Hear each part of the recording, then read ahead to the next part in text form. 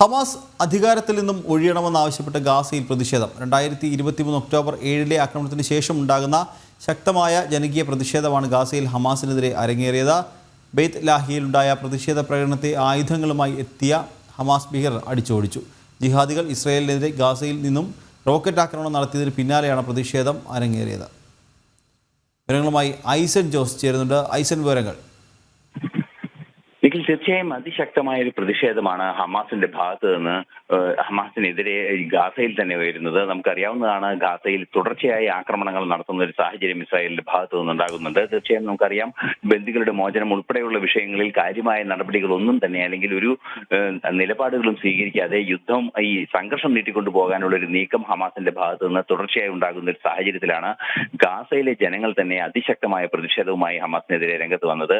Hamas ഈ രാജ്യം വിട്ടു പോകുക അല്ലെങ്കിൽ ഗാസ വിട്ടു പോകുക, ഹമാസ് ഔട്ട് എന്ന് പറയുന്ന സ്ലോഗനുകൾ ഉയർത്തി അല്ലെങ്കിൽ മുദ്രാവാക്യങ്ങൾ ഉയർത്തിയുള്ള അതിശക്തമായ പ്രതിഷേധമാണ് നടന്നത് എന്നാണ് തന്നെ മനസ്സിലാക്കാൻ സാധിക്കുന്നത്. തുടർച്ചയായി ഇത്തരത്തിലുള്ള ആക്രമണങ്ങൾ ഈ ജിഹാദി വിഭാഗങ്ങളുടെയും ഹിസ്ബുള്ള ഉൾപ്പെടെയുള്ള വിഭാഗങ്ങളുടെയും പിന്തുണയോടെ ഹമാസ് ഇസ്രായേലിനെതിരെ നടത്തുന്ന ഒരു സാഹചര്യത്തിലാണ് പ്രതിഷേധം ഇസ്രായേൽ ഹമാസിന്റെ എതിരെ ഈ ഗാസയിൽ തന്നെ ഉയരുന്നത്. ബെയ്ത്ത് ലാഹിയിൽ നടന്ന പ്രതിഷേധത്തെ അതിശക്തമായ രീതിയിൽ ആയുധങ്ങളുമായി എത്തിയ ഹമാസ് ഭീകരർ അടിച്ചോടിച്ചു എന്ന വിവരങ്ങളാണ് ഇപ്പോൾ നമുക്ക് ലഭ്യമാകുന്നത്. ആയുധങ്ങളും വലിയ വടികളും ലാത്തികളുമായി എത്തിക്കൊണ്ടാണ് അവർ അടിച്ചോടിച്ചത് എന്നാണ് മനസ്സിലാക്കാൻ സാധിക്കുന്നത്. തീർച്ചയായും ഇത്തരത്തിലുള്ള ഒരു നീക്കങ്ങൾ, ജനാധിപത്യപരമായ അതിശക്തമായ ഒരു പ്രതിഷേധം ഹമാസിനെതിരെ ഗാസയിലെ ജനങ്ങളുടെ ഭാഗത്തു നിന്ന് തന്നെ ഉണ്ടാകുന്നു. ഇത് നേരത്തെയും ഒരു തവണ ഇതുപോലുള്ള ഒരു വിഷയം ഉണ്ടാവുകയും അതിനെ ഇത്തരത്തിൽ തന്നെ നേരിടുകയും ചെയ്തു എന്നാണ് അറിയാൻ സാധിക്കുന്നത്.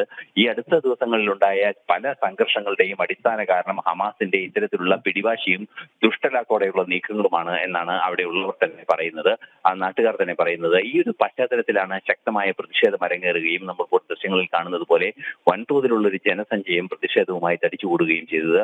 ഇവർക്കെതിരെ കടുത്ത ആക്രമണം തന്നെയാണ് ഹമാസിന്റെ ഭാഗത്ത് നിന്ന് ഉണ്ടായിരിക്കുന്നത് എന്നാണ് മനസ്സിലാക്കാൻ സാധിക്കുന്നത്.